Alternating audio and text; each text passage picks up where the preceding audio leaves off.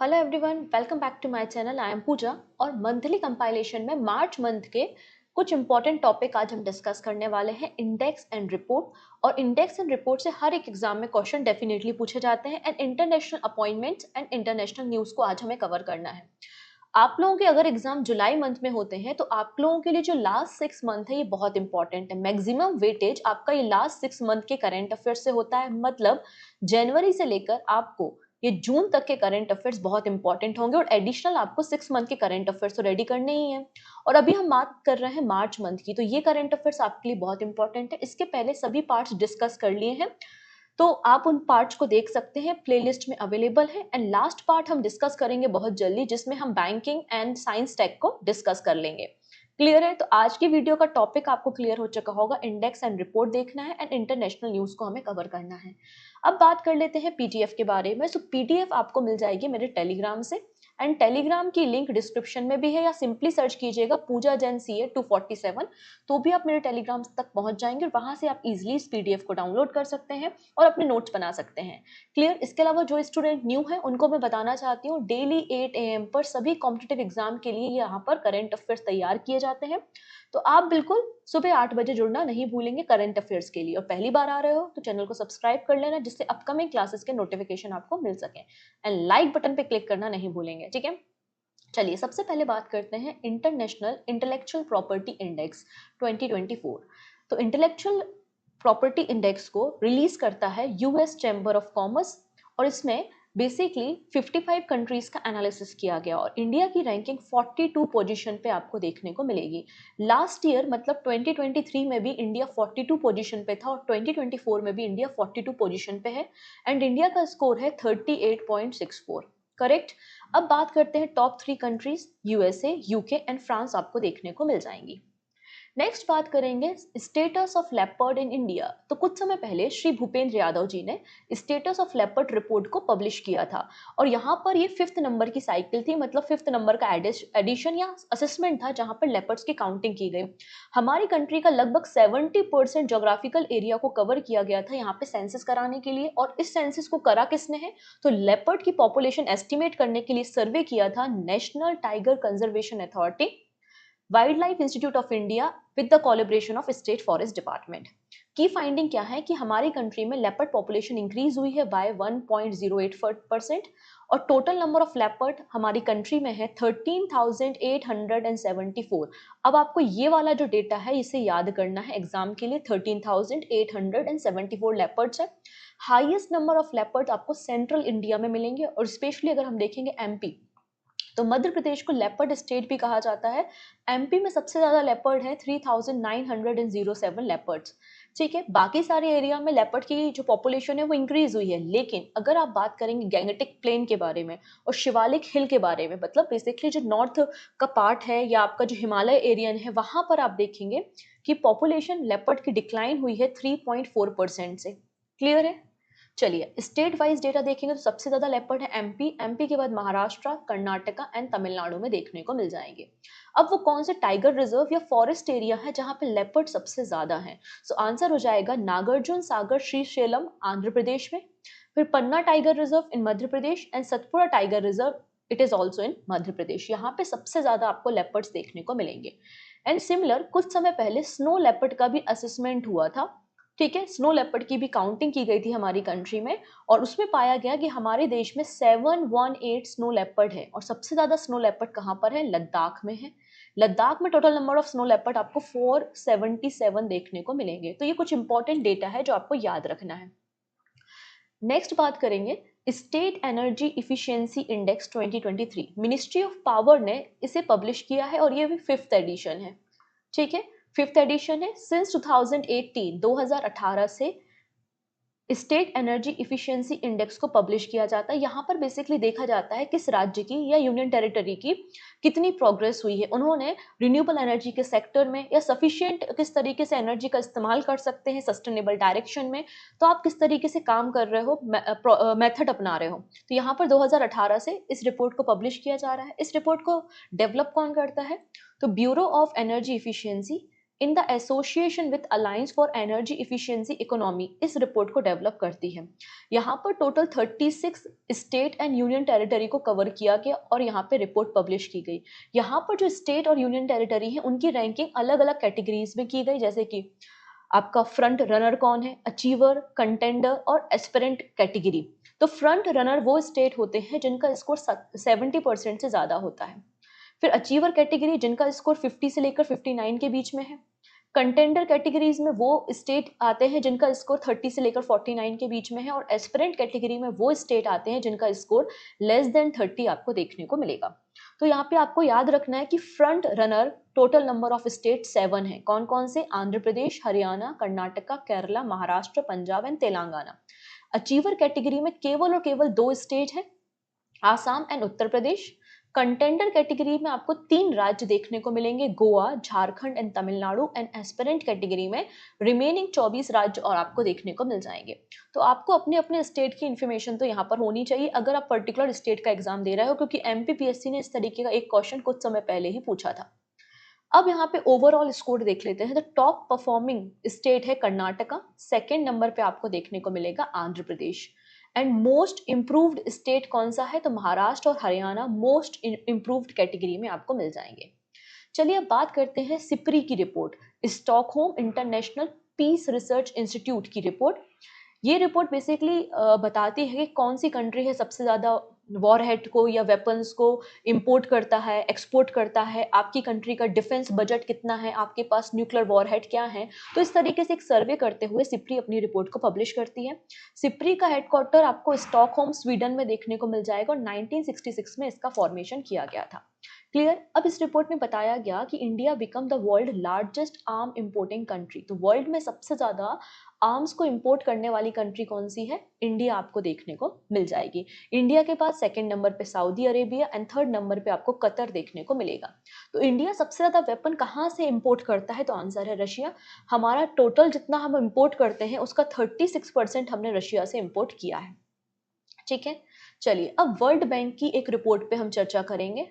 So world bank ने women business and law index को release किया था। ठीक है, यहाँ पर बेसिकली 0 से लेकर 100 तक रैंकिंग की जाती है और ये इंडेक्स बताता है कि आपके देश में, आपकी कंट्री में लीगल राइट्स मेल और फीमेल को कितने हैं, वर्क प्लेस में क्या अपॉर्चुनिटी मिलती है मेल और फीमेल को। बेसिकली जेंडर इनइक्वलिटी पे ये फोकस करता है। 100 स्कोर का क्या मतलब होता है? 100 का मतलब है कि आपके देश में मेल और फीमेल को इक्वल राइट्स मिलते हैं। लेकिन 100 स्कोर वाला कोई भी देश नहीं है, कोई भी देश नहीं है जिसको 100 स्कोर यहाँ पर दिया गया है। क्लियर है। इंडिया का स्कोर आप देखेंगे तो 60 है। इंडिया का स्कोर कितना है? 60। और इंडिया की रैंकिंग 119 है, सॉरी 113 है आउट ऑफ 190 कंट्रीज। 113 इंडिया मिल जाएगा आपको आउट ऑफ 190 कंट्रीज। ठीक है, इंडिया का जो स्कोर है वो बिलो एवरेज है, क्योंकि एवरेज है 64.2 और जबकि इंडिया का स्कोर क्या है? 60% आपको देखने को मिल जाएगा। और ये 10th नंबर का एडिशन था। डन। नेक्स्ट है UNDP, United Nation Development Programme, और ये बहुत इंपॉर्टेंट इंडेक्स होता है। ठीक है, जेंडर इनइक्वलिटी इंडेक्स कौन रिलीज करता है? United Nation Development Programme release करता है। ठीक है, एवरी ईयर इस इंडेक्स को रिलीज किया जाता है। ये बताता है कि हमारे देश में जो फीमेल्स हैं उनका लेबर मार्केट पार्टिसिपेशन क्या है, एम्पावरमेंट क्या है एंड रिप्रोडक्टिव हेल्थ क्या है। तो इस पैरामीटर्स पे बेसिकली इस इंडेक्स को पब्लिश किया जाता है। अब इस इंडेक्स में इंडिया की रैंकिंग कितनी है? 108। 108 नंबर पे भारत है आउट ऑफ 193 कंट्रीज। और इंडिया का स्कोर भी आप याद रखेंगे 0.437। ये इंडिया का स्कोर आपको देखने को मिल जाएगा। अगर टॉप 3 कंट्रीज देखेंगे तो डेनमार्क, नॉर्वे एंड स्विट्जरलैंड आपको देखने को मिलेंगे। तो बहुत इंपॉर्टेंट इंडेक्स है जेंडर इनइक्वलिटी इंडेक्स। भारत 108वें स्थान पर आपको देखने को मिल जाएगा। ठीक है, यूनाइटेड नेशन डेवलपमेंट प्रोग्राम इसे रिलीज करता है। अगली जो इंडेक्स पब्लिश हुई है वो है DHL कनेक्टेडनेस इंडेक्स। बेसिकली एक जर्मन लॉजिस्टिक कंपनी है जिसका नाम है DHL, और New York university eastern school of business ने इस रिपोर्ट को तैयार किया है। ये रिपोर्ट बताती है कि आपकी कंट्री में कनेक्टिविटी क्या है, मूवमेंट ऑफ ट्रेड क्या है।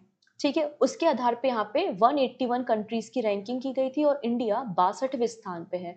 62 नंबर पे आपको इंडिया देखने को मिलेगा। एंड टॉप पर कौन है? तो आप देखेंगे सिंगापुर, नीदरलैंड एंड आयरलैंड आपको टॉप 3 कंट्रीज देखने को मिल जाएंगी। डन। चलिए, अब एक और यहाँ पे रिपोर्ट पब्लिश की है स्विस ऑर्गेनाइजेशन ने, जिसका नाम है IQ एयर, जिसको हम एयर क्वालिटी रिपोर्ट के नाम से जानते हैं। सो एयर क्वालिटी रिपोर्ट कौन रिलीज करता है? IQ एयर करता है।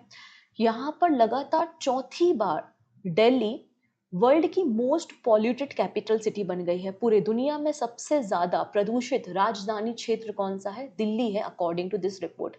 अगर हम बात करते हैं वर्ल्ड की मोस्ट पॉल्यूटेड कंट्रीज के बारे में, तो इंडिया थर्ड नंबर पे आता है। फर्स्ट नंबर पे हमारे दोनों पड़ोसी हैं, एक तरफ आप देखने के पाकिस्तान, फिर आपको मिल जाएगा बांग्लादेश, और फिर आपको मिल जाएगा इंडिया। थर्ड नंबर पे मोस्ट पॉल्यूटेड कंट्री की लिस्ट में आता है। अब सबसे पॉल्यूटेड सिटी अगर हम देखेंगे तो आंसर हो जाएगा बेगूसराय है। क्या है ये? बेगूसराय है। और ये 6 नंबर का एडिशन था। कौन सा एडिशन? ये 6वें नंबर का आपको एडिशन देखने को मिल जाएगा। ठीक है, इतनी चीजें। इस रिपोर्ट में ये भी कहा है केवल 7 ही ऐसी कंट्री हैं जो WHO की लिमिट को फॉलो करती हैं। और WHO की लिमिट कहती है कि हमारे शहर में जो पर्टिकुलेटेड मैटर 2.5 है, उनका कंसंट्रेशन 5 माइक्रोग्राम पर मीटर क्यूब से ज्यादा नहीं होना चाहिए। इतनी लिमिट WHO बताता है। लेकिन अगर आप बेगूसराय की लिमिट देखोगे तो बेगूसराय की लिमिट क्या है? देखो, 118.9 माइक्रोग्राम पर मीटर क्यूब, और WHO क्या कह रहा है? 5 कह रहा है। तो हम तो बहुत आगे हैं। तो WHO की लिमिट को फॉलो करने वाले केवल 7 कंट्रीज हैं, जैसे कि Australia, Estonia, Finland, Grenada, Iceland, Mauritius and New Zealand आपको मिल जाएगा। ओके, चलिए, this is very important index, world happiness index. ये बताता है कि कौन सा देश कितना खुशहाल है। बेसिकली किसी की खुशहाली आप कैसे डिफाइन करोगे? वहां पर कैपिटा इनकम कितनी है, लोग कितना अर्न करते हैं, पॉलिसीज कैसी हैं गवर्नमेंट की, एनवायरनमेंट कैसा है। ठीक है, तो इन सारे पैरामीटर्स पे इस रिपोर्ट को पब्लिश किया जाता है और यूनाइटेड नेशन इसे रिलीज करता है, वर्ल्ड हैप्पीनेस रिपोर्ट इंडेक्स। इसमें 7th टाइम, 7वीं बार टॉप पर आया है फिनलैंड। तो फिनलैंड यहाँ पर टॉप पर है। फिनलैंड के बाद डेनमार्क और आइसलैंड आपको देखने को मिलेंगे। ये टॉप 3 कंट्रीज हैं। इंडिया कहाँ पर है? तो इंडिया 126 नंबर पे है आउट ऑफ 143 कंट्रीज। भारत का स्थान 126वें स्थान पर है 143 कंट्रीज में। ठीक है, और सबसे दुखी देश कौन सा है जिसकी रैंकिंग सबसे लोवेस्ट है वर्ल्ड हैप्पीनेस इंडेक्स में? तो आंसर हो जाएगा अफगानिस्तान। अफगानिस्तान 143rd पोजीशन पे आपको देखने को मिलेगा।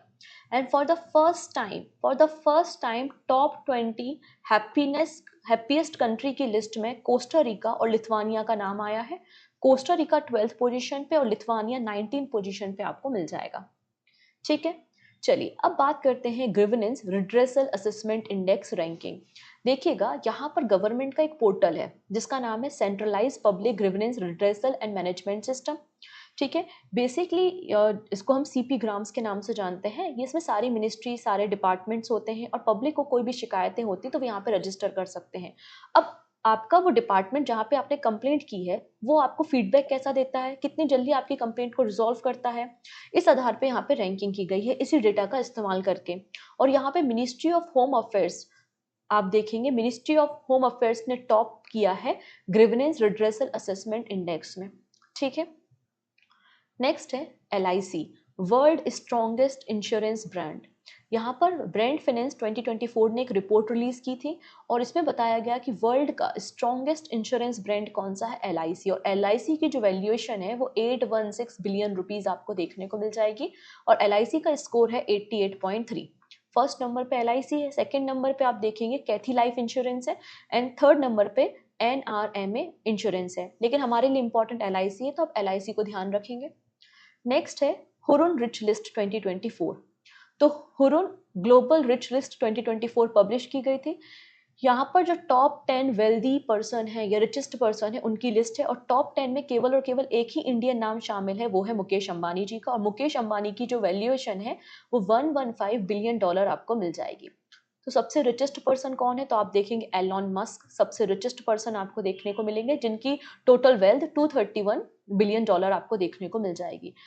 एलॉन मस्क के बाद आपको जेफ बेजोस देखने को मिलेंगे, एंड थर्ड नंबर पे बर्नार्ड अर्नोल्ट देखने को मिल जाएंगे। अब कंट्री की बात करते हैं, वो कौन सी कंट्री है जहां पर सबसे ज्यादा बिलियनियर्स हैं? तो आंसर हो जाएगा चाइना। चाइना में आपको 874 बिलियनियर्स देखने को मिलेंगे। देन आता है यूएसए। यूएसए में ऑलमोस्ट 800 आपको बिलियनियर्स देखने को मिलेंगे। और इंडिया थर्ड नंबर पे है। इंडिया में टोटल नंबर ऑफ बिलियनियर्स कितने हैं? 271 बिलियनियर्स आपको इंडिया में देखने को मिलेंगे। नेक्स्ट बात करते हैं सिटी वाइज। तो अगर सिटी वाइज आप देखोगे तो सिटी वाइज सबसे ज्यादा बिलियनियर्स आपको मिलेंगे न्यूयॉर्क में, उसके बाद आपको मिलेंगे लंदन में, एंड थर्ड नंबर पे मिलेगा मुंबई। मुंबई में टोटल नंबर ऑफ बिलियनियर्स है 92, और एशिया में सबसे ज्यादा बिलियनियर मुंबई में ही आपको मिलेंगे, और मुंबई ने बीजिंग को ओवरटेक कर लिया है। डन। नेक्स्ट बात करेंगे हम ह्यूमन डेवलपमेंट इंडेक्स। इसे भी यूनाइटेड नेशन डेवलपमेंट प्रोग्राम की रिपोर्ट में ही रिलीज किया जाता है, ह्यूमन डेवलपमेंट इंडेक्स। बेसिकली इसमें 3 पैरामीटर्स होते हैं। पहला, पर कैपिटा इनकम क्या है, आपके यहाँ पे एजुकेशन का लेवल क्या है, और हेल्थ क्या है, मतलब किसी व्यक्ति की एवरेज लाइफ क्या है, लाइफ एक्सपेक्टेंसी जिसे हम बोलते हैं। तो इन 3 पैरामीटर्स पे बेसिकली ह्यूमन डेवलपमेंट इंडेक्स को रिलीज किया जाता है। तो टॉप 3 कंट्रीज कौन सी है, तो आप देखेंगे स्विट्जरलैंड, नॉर्वे और आइसलैंड मिल जाएगा। वहीं अगर हम बॉटम 5 कंट्रीज देखेंगे तो Somalia, south Sudan, central African Republic, niger and chart देखने को मिल जाएंगे। तो सोमालिया यहाँ पे सबसे बॉटम पर आपको देखने को मिलेगी। इंडिया कहाँ है, तो ह्यूमन डेवलपमेंट इंडेक्स में इंडिया आपको 134th पोजीशन में मिलेगी आउट ऑफ 193 कंट्री, और इंडिया का स्कोर 0.644 है। तो ये GII मतलब आपका जेंडर इनइक्वलिटी इंडेक्स, इसमें इंडिया 108 नंबर पे था, और HDI में इंडिया 134 नंबर पे था। ये दोनों इंडेक्स आपका UNDP के इंडेक्स है, तो इसलिए आप इन्हें याद रखेंगे। ठीक है, डन। तो इस तरीके से हमारे पूरे इंडेक्स खत्म होते हैं। अब जल्दी से हम बात कर लेते हैं यहाँ पे इंटरनेशनल अपॉइंटमेंट्स के बारे में। ये जितने इंडेक्स हमने पढ़ा है ये सारे इंपॉर्टेंट हैं। आप अगर previous year exam question paper को उठाएंगे तो आपको इनमें से 1-2 इंडेक्स डेफिनेटली पेपर में देखने को मिलेंगे, इसलिए इनको बार बार रिवाइज कीजिए, कहीं लिस्ट बना लीजिए और इनको पढ़ते रहिए। ठीक है, क्या क्या पढ़ना होता है, इंडिया की रैंकिंग पढ़नी होती है आपको, कौन सा ऑर्गेनाइजेशन इसे रिलीज कर रहा है ये देख लीजिए, टॉप पर कौन है ये देख लीजिए, और जरूरत हो तो बॉटम देख लीजिए। बस इतनी ही बातें आपको इंडेक्स में याद करनी होती हैं। नेक्स्ट है इंटरनेशनल अपॉइंटमेंट्स। तो यहाँ पर हम शॉर्ट में ही देखने वाले हैं क्योंकि नाम ही पूछेगा ज्यादा से ज्यादा आपसे, और क्या पूछेगा। तो प्राइम मिनिस्टर ऑफ पाकिस्तान, तो रिसेंटली पाकिस्तान मुस्लिम लीग नवाज पार्टी से बिलोंग करने वाले शहबाज शरीफ पाकिस्तान के नेक्स्ट प्राइम मिनिस्टर बन गए हैं। ठीक है, इसके अलावा पाकिस्तान के 14th नंबर के प्रेसिडेंट भी अपॉइंट हुए हैं, और पाकिस्तान के 14वें नंबर के राष्ट्रपति बने हैं आसिफ अली जरदारी। ठीक है, आसिफ अली जरदारी।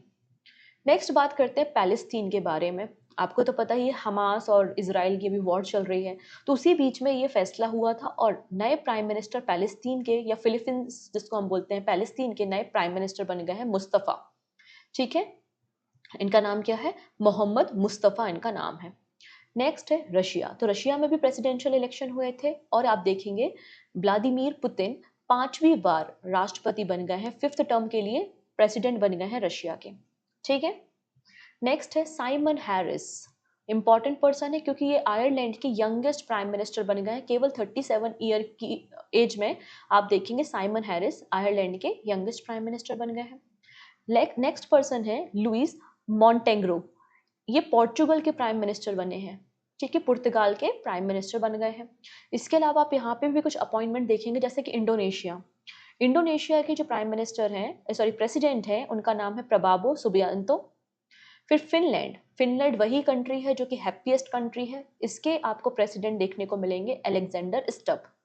फिर कजाकिस्तान, कजाकिस्तान के प्राइम मिनिस्टर आप देखेंगे ओल्डाज बेक्तनोव। फिर prime minister of Yemen Ahmed Awad bin Mubarak. President of El Salvador Nayib Bukele, और sultan of Malaysia Ibrahim Iskandar. ये कुछ रिसेंट अपॉइंटमेंट्स थी, इनकी भी लिस्ट बनाइए, बस नाम ही पूछेगा, इससे ज्यादा तो कुछ पूछेगा ही नहीं। एक आध क्वेश्चन आपको इंटरनेशनल अपॉइंटमेंट से डेफिनेटली एग्जाम में मिलेगा। ठीक है, लास्ट सेगमेंट है इंटरनेशनल न्यूज। कुछ इंटरनेशनल न्यूज हम बात करेंगे। सबसे पहले India and Mauritius inaugurated development project at Agalega island. तो अगलगा आइलैंड आप देखोगे कहाँ पर मिलेगा, यहाँ, ये इंडियन ओशियन में देखो आप, यहाँ पर आपको मेडागास्कर से कुछ दूरी पर अगलगा आइलैंड देखने को मिलेगा। तो यहाँ पर इंडियन गवर्नमेंट चाहती है मैरीटाइम सिक्योरिटी, यहाँ से जो भी कार्गो या शिपमेंट जाते हैं वो सेफ रहे, और दोनों देशों के बीच में नेबरिंग कंट्रीज के साथ पार्टनरशिप भी अच्छी रहे। इसलिए यहाँ पे कई सारे डेवलपमेंट प्रोजेक्ट को इनॉग्रेट किया गया है, और डेवलपमेंट प्रोजेक्ट 2015 से रन हो रहे हैं। इसमें एक और चीज की गई है, एक नई एयर स्ट्रिप को भी इनॉग्रेट किया गया है जो कि 3 किलोमीटर की है। ठीक है, अगली कंट्री है निकारागुआ। निकारागुआ आपको सेंट्रल अमेरिका में देखने को मिल जाएगी, यहाँ पर आप कैरेबियन सी के पास देख सकते हैं इसे। And Nicaragua has become the first Spanish speaking nation to officially recognise the India pharmacopoeia या आईपी और इंडिया फार्मा स्टैंडर्ड। देखिएगा हमारे देश में जैसे कि जो भी ड्रग्स आते हैं, कोई भी दवाइयाँ आती हैं, तो उनका अपना एक स्टैंडर्ड डिफाइन होता है। तो उस स्टैंडर्ड को डिफाइन कौन करता है, टेस्टिंग मेथड क्या है वो डिफाइन करता है आपका इंडिया फार्मा स्टैंडर्ड। तो हमारी कंट्री के इंडिया फार्मा स्टैंडर्ड को मान्यता दी है, रिकॉग्नाइजेशन दिया है किसने, निकारागुआ ने। और ये पहली स्पेनिश स्पीकिंग नेशन बन गया है। इसके पहले आप देखेंगे अफगानिस्तान, घाना, नेपाल, मॉरिशियस और सूरीनाम ने भी ऑलरेडी भारत को मान्यता देके रखी हुई है। नेक्स्ट है WEIDI फंड, मतलब World Trade Organization and International Trade Centre ने मिलके एक नया फंड क्रिएट किया है $50 मिलियन का। ठीक है, ये $50 मिलियन का आपको फंड देखने को मिल जाएगा। क्यों?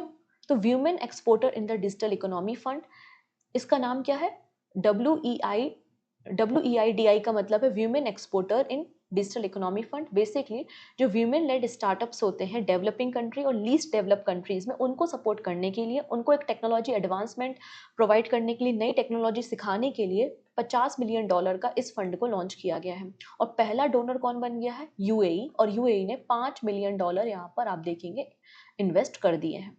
ठीक है, नेक्स्ट ये तो आपको WTO के बारे में इंफॉर्मेशन है। जेनेवा में इसका हेडक्वार्टर है, 166 मेंबर्स आपको देखने को मिल जाएंगे। ठीक है, नेक्स्ट है Bangladesh PM pitches for the common currency for Muslim country. तो अभी कुछ समय पहले D8 कॉन्फ्रेंस हुई थी ढाका में। D8 क्या है, तो D8 उन 8 मुस्लिम कंट्रीज का ग्रुप है जहाँ पे मुस्लिम पॉपुलेशन आपको ज़्यादा देखने को मिलती है, जैसे कि Bangladesh, Egypt, Indonesia, Iran, Malaysia, niger, Pakistan and Turkey. तो यहाँ पे बांग्लादेश की पीएम शेख हसीना ने कहा है जैसे कि यूरोपियन यूनियन के बीच में ट्रेडिंग करने के लिए करेंसी चलती है विच इज़ यूरो, और वो आसानी से अपने बीच में ट्रेडिंग कर लेते हैं, वैसे ये जो D8 कंट्रीज है इनके बीच में भी ट्रेडिंग करने के लिए कॉमन करेंसी होनी चाहिए। तो इस बारे में बात की है किसने, बांग्लादेश की पीएम ने। नेक्स्ट है योंडे डिक्लेरेशन। तो योंडे डिक्लेरेशन रिसेंटली साइन किया गया है और इस डिक्लेरेशन का रिलेशन आपको देखने को मिलेगा मलेरिया से। ठीक है, आप देखेंगे अफ्रीका कॉन्टिनेंट के बहुत सारे ऐसे देश हैं जहाँ पे मलेरिया बर्डन बहुत ज़्यादा है, जहाँ पे मलेरिया से होने वाली डेथ बहुत ज़्यादा होती है। इसलिए यहाँ पर कुछ इस तरीके से प्रोटोकॉल बनाए जाए, इस तरीके से पॉलिसीज बनाए जाए कि मलेरिया डेथ को खत्म किया जा सके या कम किया जा सके। ठीक है, तो यहाँ पर ये 11 कंट्रीज हैं, जैसे कि आप देखेंगे Burkina Faso, Cameroon, Democratic Republic of Congo, Ghana, Mali, Mozambique, Niger, Nigeria, Sudan, Uganda और तंजानिया। इन 11 कंट्रीज में पूरे वर्ल्ड का 70% बर्डन है मलेरिया का। इसलिए इन्होंने WHO के साथ मिलके एक डिक्लेरेशन साइन किया है जिसका नाम है योंडे डिक्लेरेशन, और योंडे डिक्लेरेशन कैमरून में साइन किया गया है। ठीक है, नेक्स्ट है India and EFTA trade and economic partnership agreement. तो इंडिया ने यूरोपियन फ्री ट्रेड एसोसिएशन के साथ टेपा मतलब trade and economic partnership agreement किया है, जिससे इन 4 कंट्रीज के साथ, मतलब ये जो EFTA ब्लॉक है जिसमें आपको 4 कंट्रीज देखने को मिलेंगी, इनके साथ हम टैरिफ फ्री और कई सारी चीज़ों में टैरिफ फ्री हम एक्सपोर्ट कर सके, जिससे क्या होगा, स्विट्जरलैंड से जो चीज़ें हम इंपोर्ट करते हैं उनकी वैल्यू कम होगी। तो फ्री ट्रेड एग्रीमेंट इस तरीके से साइन किया गया है। इस ट्रेड एग्रीमेंट में कहा गया है कि जो EFTA है मतलब यूरोपियन फ्री ट्रेड एसोसिएशन, ये भारत में आने वाले 15 ईयर्स में $100 बिलियन इन्वेस्ट करेगा। पहली बात इन्होंने कहा है जिससे 1 मिलियन एम्प्लॉयमेंट जनरेट होगा, रोजगार जनरेट होगा। ठीक है, अब यहाँ पे जो EFTA है ये 4 कंट्री या 4 देशों का एक संगठन है जिसका फॉर्मेशन 1960 में हुआ था। ठीक है, ये चारों यूरोप के देश हैं लेकिन यूरोपियन यूनियन का पार्ट नहीं है। इसमें 4 कंट्री कौन कौन सी है तो आप देख पाएंगे, लिस्टेनस्टेन है, नॉर्वे, आइसलैंड और स्विट्जरलैंड आपको देखने को मिल जाएगा। नेक्स्ट है ईस्टर्न मैरीटाइम कॉरिडोर। लगातार रेड सी में जो क्राइसिस चल रहे हैं, क्योंकि वहाँ पे कई सारे पायरेट्स हैं, जो भी कार्गो वहाँ से निकल रही है वो उनको वहाँ पे कैप्चर करने का काम कर रहे हैं। तो इसलिए यहाँ पे लोगों की अब नज़र कहाँ है, ईस्टर्न मैरीटाइम कॉरिडोर पे है। और ईस्टर्न मैरीटाइम कॉरिडोर से हम इजीली क्रूड ऑयल, इसके अलावा आपके फर्टिलाइजर्स, कोकिंग कोल कंटेनर को हम आसानी से पास कर सकते हैं। ये जो प्रपोज है ईस्टर्न मैरीटाइम कॉरिडोर, ये शुरू होता है आपको यहाँ से, कहाँ से आप देख पाएंगे, चेन्नई। चेन्नई की पोर्ट से स्टार्ट होकर रशिया के व्लादिवोस्टोक पोर्ट तक जाता है और जिसकी टोटल डिस्टेंस कितनी है 5646 नॉटिकल माइल है। अभी जो हम एग्जिस्टिंग रूट इस्तेमाल करते हैं यूरोप के देशों के साथ ट्रेडिंग करने के लिए, वो स्टार्ट होता है मुंबई से और खत्म होता है रशिया में। रशिया में खत्म होता है सेंट पीटरबर्ग के पास, जिसकी टोटल लेंथ कितनी है 8675 नॉटिकल माइल है। तो पहली चीज तो हम कार्गो को प्रोटेक्ट कर पाएंगे। इसके अलावा एक ऑल्टरनेटिव हमें रूट भी मिल जाएगा। इसके अलावा ये डिस्टेंस भी कम है और कम दिनों में ये डिस्टेंस हम पूरा कर सकते हैं। ठीक है। नेक्स्ट है नेटोज डायना प्रोग्राम। अब NATO North Atlantic Treaty Organization का अपना एक प्रोग्राम चलता है जिसको हम डायना प्रोग्राम कहते हैं, मतलब defence innovation acceleration for the North Atlantic programme. तो क्वेश्चन बन सकता है कि डायना प्रोग्राम किसका है, क्योंकि नेटो तो चर्चा में है ही, तो आंसर हो जाएगा नेटो का है। अब नेटो अपने जो मेंबर नेशन है, अभी तो 32 मेंबर नेशन हो गए, आप सभी को पता है स्वीडन ने भी नेटो को ज्वाइन कर लिया है। तो नेटो अपने मेंबर कंट्रीज के साथ टेक्नोलॉजी ट्रांसफर करता है, उनको इनोवेशन के लिए फंडिंग करता है, उनको इनोवेशन के लिए पार्टनरशिप और इन्वेस्टर प्रोवाइड करता है। इस तरीके से नेटो काम करता है। तो रिसेंटली फिनलैंड ने नेटो के डायना प्रोग्राम को ज्वाइन कर लिया है। ठीक है। नेक्स्ट है ITU नेम्स इंडिया को chair of digital innovation board. यहाँ पे देखिएगा, रिसेंटली इंटरनेशनल टेलीकम्युनिकेशन यूनियन की मीटिंग हुई थी जेनेवा में, जिसको अटेंड किया था डॉक्टर नीरज मित्तल ने, जो कि सेक्रेटरी हैं इंडियन डिपार्टमेंट ऑफ टेलीकम्युनिकेशन में। और यहाँ पर जो ITU का डिजिटल इनोवेशन बोर्ड है, उसका को चेयर इंडिया को अपॉइंट किया गया है। इसमें आपको टोटल 23 मेंबर स्टेट देखने को मिलेंगे। किस तरीके से टेलीकम्युनिकेशन में इनोवेशन करना है, इंफ्रास्ट्रक्चर बूस्ट करना है, तो उस सेक्टर में ये लोग काम करते हैं। ठीक है। इंटरनेशनल टेलीकम्युनिकेशन यूनियन के बारे में बात करें तो ये यूनाइटेड नेशन की स्पेशलाइज्ड एजेंसी है, जिसका फॉर्मेशन आप देखेंगे 1865 में हुआ था as a International Telegraph Union. बाद में इसका नाम चेंज कर दिया गया 1947 में। आज हम इसे इंटरनेशनल टेलीकम्युनिकेशन यूनियन के नाम से जानते हैं। एंड जेनेवा में आपको इसका हेडक्वार्टर देखने को मिल जाएगा। क्लियर। चलिए नेक्स्ट है operation Indravati to rescue Indian from Haiti. तो रिसेंटली गवर्नमेंट ऑफ इंडिया ने एक ऑपरेशन रन किया था विच इज ऑपरेशन इंद्रावती, जिससे हेती में फंसे हुए भारतीयों को रेस्क्यू करने का काम किया गया। नेक्स्ट है Tennessee just become the first state to protect musician and other artist against AI। आप अमेरिका का एक स्टेट देखेंगे जिसका नाम है टेनेसी, और ये पहला ऐसा स्टेट बन गया है जिसने एक लॉ पास किया है कि अगर आप किसी आर्टिस्ट के वॉइस को, पिक्चर को AI में यूज करते हो तो पहले आपको उस आर्टिस्ट की परमिशन लेने की जरूरत है। ठीक है। तो ऐसा करने वाला ये पहला ऐसा स्टेट बन गया है। तो Tennessee made history and becoming the first US state to sign off on legislation to protect musician from unauthorized artificial intelligence, और ये 1 जुलाई से इफेक्ट में आ जाएगा। ठीक है। नेक्स्ट है HCO Shanghai Cooperation Organisation startup forum. इसे ऑर्गेनाइज किया गया न्यू दिल्ली में और ये 4th नंबर की, और मतलब 4th नंबर का आप स्टार्टअप फोरम था। स्टार्टअप फोरम का इनिशिएटिव इंडिया ने ही लिया था और इसे स्टार्ट किया गया था 2020 में, और ये 4th नंबर का एडिशन था। जब अब SCO के बारे में बात हो रही है तो हमें कुछ बातें करनी चाहिए कि SCO 2024 में प्रेसिडेंसी किसके पास है, रिपब्लिक ऑफ कजाकिस्तान के पास है, और 2001 में आपको देखने को मिलेगा कि SCO का फॉर्मेशन हुआ था। वर्तमान में 9 देश हैं, इसमें 9 कंट्रीज हैं। रिसेंटली ईरान ने भी SCO को ज्वाइन कर लिया है। China, Kazakhstan, Kyrgyzstan, Russia, Tajikistan, Uzbekistan, India, Pakistan और ईरान देखने को मिलेगा। हेडक्वार्टर बीजिंग चाइना में मिल जाएगा और सेक्रेटरी जनरल है मिस्टर जैंग मिंग। ठीक है। नेक्स्ट है इंडिया एंड मॉरिटेनिया। आप यहाँ पे मॉरिटेनिया को देख पाएंगे, अफ्रीका कॉन्टिनेंट में आपको दिख जाएगा, अटलांटिक ओशियन के साथ बॉर्डर शेयर करते हुए। और मॉरिटेनिया की जो कैपिटल है उसका नाम है नुआकोचत। ठीक है। क्या नाम है इसका, नुआकोचत। ठीक है। यहाँ पर पहला फॉरेन ऑफिस कंसल्टेशन स्टार्ट हुआ है बिटवीन इंडिया और मॉरिटेनिया की कैपिटल के बीच में। दोनों के बीच में कुछ बायलैटरल एग्रीमेंट साइन हुए हैं, किस तरीके से हम म्यूचुअल इंटरेस्ट के साथ ग्लोबल इश्यूज को सॉल्व कर सकते हैं। और इंडियन गवर्नमेंट ने यहाँ पे लोन भी दिया है इनको $21.8 मिलियन का। किसके लिए, अपने इनके ड्रिंकिंग वाटर प्रोजेक्ट के लिए और मिल्क प्रोसेसिंग प्लांट को सेटअप करने के लिए। नेक्स्ट है financing agrochemical reduction and management programme. अब ये प्रोग्राम इसलिए इंपॉर्टेंट हो जाता है क्योंकि इंडिया ने इसका इनिशिएटिव लिया है। इंडिया भी एक कंट्री है इसके इनिशिएटिव में। तो financing agrochemical reduction and management programme basically 7 countries का इनिशिएटिव है, जिसमें आपको Ecuador, India, Kenya, Laos, Philippines, Uruguay और वियतनाम देखने को मिल जाएंगे। अब क्या है ये देखो, इन लोग चाहते हैं कि जो पेस्टिसाइड्स और प्लास्टिक का इस्तेमाल एग्रीकल्चर में होता है वो जमीन को नुकसान करता है, पानी को नुकसान करता है। तो हम चाहते हैं कि ये जो केमिकल फर्टिलाइजर्स हैं उनका इस्तेमाल बंद हो जाए, ऑर्गेनिक फर्टिलाइजर इस्तेमाल किया जाए। ठीक है। अब ऑर्गेनिक फर्टिलाइजर जो होते हैं वो थोड़े से कॉस्टली होते हैं, as comparison to chemical fertiliser. तो ऑब्वियसली बात है आपको किसानों को थोड़ा सा फाइनेंसिंग करना पड़ेगा, उनको कुछ ना कुछ आपको सपोर्ट करना पड़ेगा, तभी तो वो केमिकल फर्टिलाइजर से शिफ्ट होंगे और कम अमाउंट में केमिकल फर्टिलाइजर इस्तेमाल करेंगे। करेक्ट। तो इसलिए यहाँ पर ये प्रोग्राम लॉन्च किया गया है। The initiative aim to combat the release of toxic persistent organic pollutant into the environment caused by the use of harmful chemical in the farming। इसलिए इसे तैयार किया गया है। इसका शॉर्ट नेम हो जाएगा फार्म, मतलब financing agriculture agrochemical reduction and management programme है। इसके लिए 379 मिलियन डॉलर का फंड क्रिएट किया गया है और 5 सालों के लिए इस प्रोग्राम को लॉन्च किया गया है for the period of 5 years। Done. Next है आकुश, जिसमें आपको ऑस्ट्रेलिया, यूके और यूएस देखने को मिलेंगे। इन 3 कंट्रीज का ग्रुप आकुश कहलाता है। यहाँ पर यूके और यूएसए ऑस्ट्रेलिया को हेल्प कर रहे हैं और ऑस्ट्रेलिया को हेल्प करके उसके लिए 8 सबमरीन तैयार करेंगे और इन 8 सबमरीन को रॉयल ऑस्ट्रेलियन नेवी में इंडक्ट किया जाएगा और ये 8 जो सबमरीन होंगी ये न्यूक्लियर पावर सबमरीन होंगे, 2050 तक रेडी हो जाएंगे, जिसके लिए ऑस्ट्रेलिया $4.6 बिलियन इन्वेस्ट कर रहा है। ठीक। नेक्स्ट है Saudi Arabia send first contestant to the Miss Universe peasant.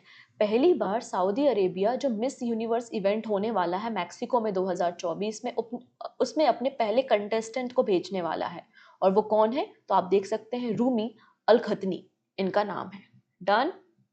Next है USA emergency declare in Maryland after Francis Scott Bridge collapse.